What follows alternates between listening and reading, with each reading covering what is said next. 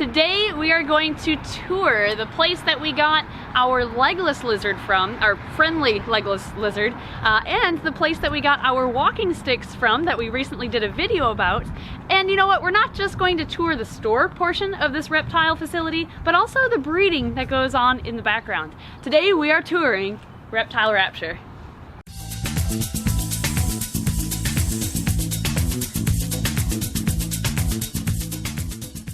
Well, this is Richard with Reptile Rapture, and this is actually your new location, right? Yep. How long have you been here for? Memorial Day will be 3 years. 3 years. I remember your old location too. I mean, that was fun, but this one's like so much bigger even. Yeah, a lot bigger. Today we're going to check out what's on the retail portion of the store and then get a couple sneak peeks on the projects that are going on in the background, right? Yep. Really excited to see that. First off, what's behind us? This is a pair of black tree monitors, proven breeders. They're out front right now here because I have a rescue iguana that's in their enclosure because he outgrew this one. I love that you have like this naturalistic display for all your animals. Thank you. It did look better, but with monitors, they destroy the plants. Do they just... They rip it all down. So it doesn't me. matter how many times we're constantly replacing the plants and they're constantly ripping it down. Should we see what else you've got going on? Yep. All right, let's go. So something that caught our eye when we first got here was the green-keeled lizard. So can you tell us a little bit about them? These guys are very arboreal. They're cute little lizards. They only get about 15 inches. They're a prehensile tail lizard, and they'll grab the branches and jump and just swing on their tails right there. They live on a diet of bugs and rapashi. Rapashi, that's easy. Yeah. Nice. They love rapashi. They go to town on that, and then we throw crickets in there, some calcified crickets. I assume this is a species that's more of display instead of handling? Yeah, once they get on you, they kind of, it's almost like my Ackies. They just run circles on you and stuff. Okay. I mean, they don't just sit. They're super active all the time. I recommend a nice big enclosure for these guys and build it up. Put plenty of foliage and stuff in there. And then UVB is a must, I'm assuming. Yep, UVB, basking light. Basking light, yep. Okay, and just lots to climb on. Yeah, spray them down a couple times a day. Here is an adorable baby Savannah Monitor here at Reptile Rapture, and the cool thing about him is although most Savannah Monitors are wild caught, this one was actually bred by Richard. I mean, that's virtually unheard of in the reptile community, breeding Savannah Monitors, right? Yeah. But you did it. Yeah, I did it. It was an accident. I didn't mean to breed them, but it did happen. Yeah, usually you don't see them captive bred too often because it's so much cheaper to just get them imported. They farm them. They get the females, they collect the eggs from them, and then just hatch them out. So not too many people breed them for that reason. Then I also found out another reason is because apparently the females don't survive. Wow, the females just die after breeding. Yeah, after they lay their eggs, apparently the females die off. No wonder nobody breeds them. They don't want to lose their females. Yeah. But your female's okay? My females are both right here. They're both okay. Only one produced, eggs. I pulled the other female before the male can get to her. But yeah, she's fine. Kicking and alive right over here. I don't know if it's maybe people are breeding them a little too young or if it's poor diet. Okay. I mean, that makes a big difference. If you make a fat lizard, it's an unhealthy lizard. Yeah, so you always want to, keep your diet lean with them. These guys, they're big scavengers. They eat reptiles, they eat bugs, they eat all sorts of stuff. They're not just eating rodents all the time, right. or dog food and cat food, stuff Yeah. like that. So after you bred them and your female was just fine afterwards, you got pretty bombarded with other people wanting to know how you did it, didn't you? Yeah. So what did you do, or if other people are interested? I do have videos up on it, what I did, how I keep them. Like I said, it was an accident. I didn't try to produce them. I felt mine were too young. They're only 2 years of age. I wanted to wait until they got, a little older, more size to them. But yeah, I got it all up on my YouTube channel, Reptile Rapture. Man, that's incredible that you were able to produce them and your female's just fine. Yeah. So there's proof that the female doesn't necessarily die afterwards. No, yep, they will survive. This little guy, since this is the only one that hatched out, we only got 5 eggs out of her. When she did lay, and they're all infertile except this one. We're actually going to keep this one. Oh, you are? Yeah, nice. we're not going to sell this one. I would probably do the same thing. We're raising her up. Or it may be a male, I'm not sure, but we're raising it up. He's special. Yeah. Look at that fat belly. Oh, he's so cute. All right, well, now that we've seen a few of the critters on the sales floor, can we check out stuff in the back? Let's go see the breeding room. All right. So this is one of the back breeding rooms at Reptile Rapture. And Richard specializes in breeding blackhead pythons and white lips and womas, right? Womas. And a lot of white lips. others. Yeah, a lot of But other yeah, stuff. yeah, but here's, This is Furiosa. how old is she? She's going on 5 years now. Has she bred for you before? No, I haven't bred her yet. I'm Okay. waiting to get her up to size. Okay. I don't feed them very heavy because these guys eat a lean diet. You know, out in the wild, they're mainly eating lizards, bearded dragons, and stuff like that. Wow. So we just keep it a lot of chicks, ducklings, and we'll do some rodents every now and then. I just left out there like a Woma that had their head dipped in black paint. Yeah, exactly.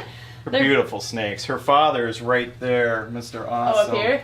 Yeah, he's 10 feet, so Oh my I'm gosh. hoping she'll, you know, at least get about 8 or 9. Someday, Ed, we'll have black-headed pythons. Eventually. That's on his dream list, is a pair of black-headed. That's what was on my dream list. And that's what, And look at you now. I gotta get a store so I can, you know, get one of these guys. This is Mr. Awesome in here. Mr. Awesome. Yeah, because he's a hypo. I'm not sure. I mean, I was told it was a hypo. I'm not even 100% because I did not buy it as a hypo. Well, he's something. He's Yeah, definitely different. Yeah. Wow, he's just enormous. Yeah, he's exactly 10 feet. Is he really? Right on the dot. We measured him several times. He takes medium rats. I don't do anything big. We give him ducks too. Okay.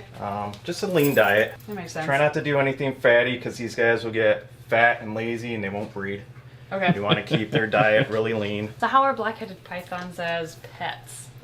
They're actually quite laid back.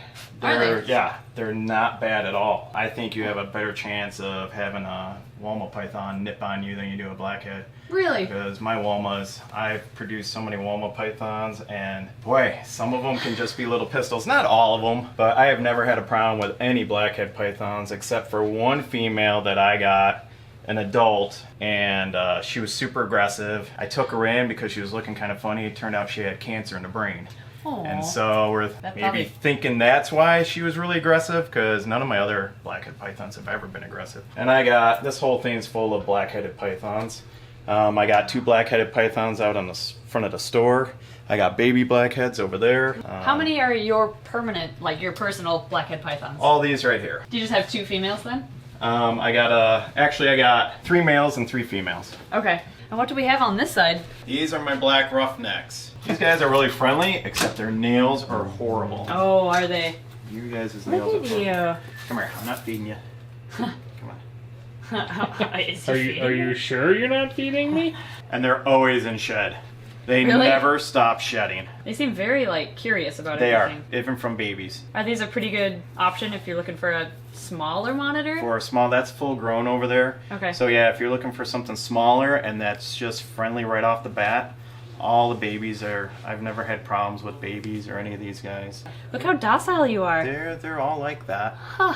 That's so cool. Look at, she just kind of does her own thing. How do you sex these? Ultrasound. Really? Yeah, you can see the ovaries and what do you little feed them? follicles and chicks, mice, ducks. Sometimes I get customers that, believe it or not, we have a lot of hunters around here and they bring me venison. Oh, nice. So- we have friends to do that with us for our alligator. Yeah, so we'll take some, we'll take some home and give some to the animals here. But it's usually mice and chicks and roaches.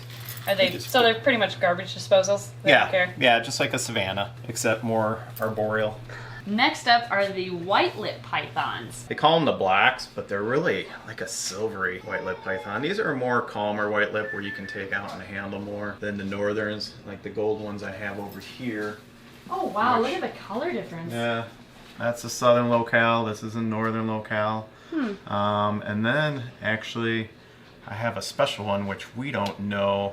It was sold to me as a northern, but it looks like another locality. It was a wild caught that I got from an importer, and he contacted me. He's like, hey, I got this white-lip python. I'm calling it a northern if you want to buy it. So I was like, okay, I'll buy it, because he knew I was really into white-lip pythons. So I wonder, yeah, could he just be a whole different locale in of itself? It could be. I don't know. Or if he mingled with a southern or something, but Oh, maybe he's a mixture? he could be a mix. I don't know. He really looks a lot like a northern, just with a lot of freckling. Yeah. But I guess we won't know until I breed them. These are amazing enclosures, by the way. Are Oh, these just, thank you. they're just vision. They're visions. Okay. Yeah, Is that like the biggest size vision makes? that's the biggest size. Okay. I did not know you did bull snakes as well This before is coming here. Snowball. Yeah, There's I a did blizzard not. here Yep, typical bull snake. You see ya? We'll leave him in there. Maybe we won't take I it. got some Christmas mountains I'm raising up. I love the reds. Yeah. And this isn't just a red Christmas It's just mountain, just this how is they it. are. Yep, this is how they are. Wow. It's no special morph or anything like that. And how big does this locale get? These get big. You're looking Really? at a good, 8-9 feet. Oh my gosh. This is what we need to get next. These are. Here's one Kingsville red. Wow. This is a boy. Here's a McGurdy. Wow. He's in shed, unfortunately. Gorgeous. Hey, I'm not So he's feeding even brighter normally. Oh yeah, he's gorgeous. Or she. She? And Okay. here's the boyfriend. Oh, wow. So I work with a lot of gophers and bull snakes. We need more gophers and bulls. We need more pits in general. I love them. I love them. So although Richard doesn't do a lot of work with ball pythons, he does. You have a few, I have a few that. including the world famous emoji ball python. There's what, a couple of these out there, but this is the one that's been in magazines. This one's been in a lot of magazines and TV interviews. A little girl, Okay, a so you customer can't of see her. ours came in here and she's the one who named it. She goes, "Oh, you should call it emoji." I was like, "Okay." And it's stuck. That is the morph name now. No. Now look, it has a sad face, Aw. and then it turns the other way and it has a Sad happy face. That's so So it great. has a meh face, the sad face, the happy face. It has them all. Oh my gosh, that's so cool how it changes as she moves. So tell us a little bit more about the rescue component. So we see a lot of rescues here. It just started, people, found out about us that we specialized in reptiles, and then started bringing reptiles to us, and it got to the point where we'd get to the door and we'd find animals sitting in front of our store. You just leave him at the door? Yeah. Oh, that's yeah, sad. Yeah. At least they bring him to a place to Yeah, take care yeah. of him, I suppose. So I work with like a couple vets that help me out with meds and see some of these guys, because we get some bad cases here. Like Lenny right there, Yeah. he's a rescue that my daughter fell in love with. He came in, he was really aggressive. He would whip and he would bite, and she worked with him, talking to him. And my wife worked with him, and just every day going in there feeding him, and then it got to where they can hand feed him. He stopped whipping, and next thing we know, he started crawling out onto us, and he just became part of the family. So Aw. we have a nice big custom enclosure ready for him, but we can't use it yet until we get this other side. I have no space for it. It's a big enclosure. Once you expand again. Once I get the then- expansion done, we're hoping to have him in there. So Nice. until then, he's sitting back here. But we take in rescues literally daily. There's an iguana up front that has swollen jowls because it was Aw. fed on a diet of dog food. Yeah. But it's actually coming down. We've been doping them up on a lot of multivitamins and a lot of calcium, and you literally can see the swelling coming down already. Nice. So he's going to be here for quite a while until we get it under control. And you adopt out to the public, right? Yeah, we So- adopt it out to the public. We Okay. have it on our website. That's part of this whole expansion, working on doing a nice big rescue department there. That's fantastic. Because we take in so many, we have them. I have rescues in my breeding room here. I have rescues in our quarantine room. We got rescues all over the front of the store. I didn't realize you took in so many rescues. We sell them, so it's just up to us to, take care of them too. If they need a home and something's wrong with them, I mean, it's our responsibility to fix them. I mean, Aww. that's what we gotta do. So this is some of the king snakes I breed. This isn't all of them, but I got like my Kentucky blacks up here. We got Mexican black, Mexican black, Mexican black, banded cow king, striped cow kings here. Another Mexican black, another Mexican black. Gosh. Mexican milk snakes up here. And then I work with Nablakis. You've like dipped your toes in just about every type of snake. You've got pythons, the colubrids. Bluebirds are fun. Oh yeah, they're fun. my favorite. Fun. Yeah. Yeah. Look at these guys, Mexican milk snakes. This is full grown. They're beautiful. Yeah, they're gorgeous snakes. I did not know that's how big they got. Yeah. So here's the next category of reptiles are boas, which you also breed. Little sand boas. Yeah. I've never seen one that looks like this before. Yeah, little rough scale samboas. Is this just a normal mutation? This is Yep. how they... Yep, that's Huh. how they look. Such a unique pattern down the back. Yeah, these guys were born pretty big too. I can show you mom and dad, and these guys are pretty fat for babies. Do they eat pretty well? Yeah. Oh, really? They're not Right picky? away. Not picky at all. These Okay. guys. Now, what does happen though is when the cool time comes, boy, these guys can be finicky.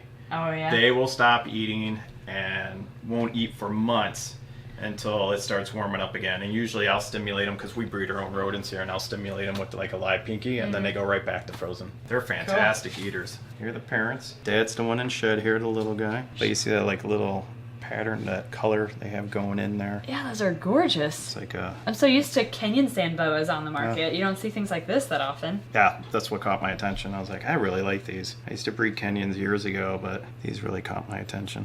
Yeah, I can see why. And this is full grown. Yeah, well, full grown. These are a great starter snake, am I right? Oh yeah. Okay. Yeah. And we got like javelin sand boas. It's another... Look at that crazy dorsal This is pattern. another locality. What a thick, stubby tail. This is a sunset Indian sand boa. Wow, look at that tail too. That is so unique. I've never seen a snake with that, you know, quickly ending tail. Yeah, it Kinda looks has just these like the head. blotches. Oh yeah. Oh my gosh, there were so many cool projects back there, even more that we didn't have on camera. Yeah. So there might be some more surprises down the line with what you'll be producing. But I just want to thank you, Richard, for the amazing tour of your retail store and for just everything. You bet, you bet. Thanks for coming down and shooting the video down here. Oh, of course. It's been great showing you all my different animals back there. If people are interested in learning more, first off, what's your location? We're in Madison, Wisconsin, 6308 Monona Drive, and we got a website, reptilerapture.net. We ship all around the world with dry goods, and we ship animals just in the U.S. Reptile Rapture on Instagram, and then Reptile Rapture on YouTube. We do product reviews, and then I do videos on different animals that we care for with my experience of, you know, how we care for them here. That's perfect. So you can go head over to the Reptile Rapture YouTube channel and subscribe to that, and then follow updates. Yeah. By the way, a red Aki enclosure, right? Yep, there's two of them Yeah, right they're kind of underneath hiding, this so little cork here. can't see them a whole lot, but we'll get some beef footage of them in a little bit. Well, thank you again for the tour today, and to everybody who joined us on today's tour of Reptile Rapture, and also, of course, to all of our Patreon supporters for all of your generosity and support on the channel. So thanks again, check out Reptile Rapture, and we'll see you next time.